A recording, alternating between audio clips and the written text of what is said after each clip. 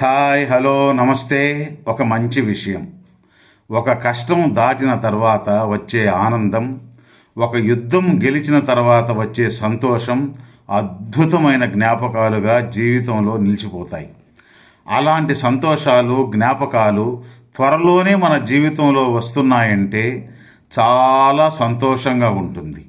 వనవాసం పూర్తి చేసుకుని పట్టాభిషేకానికి రాముడిలా అయోధ్యలో అడుగుపెట్టే క్షణం కోసం 1000 కళ్ళతో ఎదురు చూసే ప్రజలందరి మాదిరి ఆ క్షణాలు త్వరలో రావాలి మిత్రమా.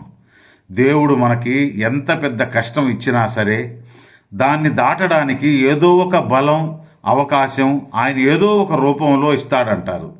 ఇది నిజం మిత్రమా. నీవు చేసిన ఈ ఉపకారానికి జీవితాంతం రుణపడి ఉంటా. ప్రాణాలకు తెగించి నన్ను కాపాడినందుకు వచ్చే జన్మలోనైనా నీ రుణం తీర్చుకుంటానని చెప్పేవాడే నిజమైన మిత్రుడు. సహాయం చేసిన వారికి ధన్యవాదములు కాదు కదా, వారినే మరిచిపోవు వారిని ఏమనాలో తమిళంలో అయితే నండ్రి కెట్ట నాయే అని అంటారు. మరి తెలుగులో ఏమంటారో మీకే వదిలేస్తున్నాను మిత్రమా, తెలుసుకో.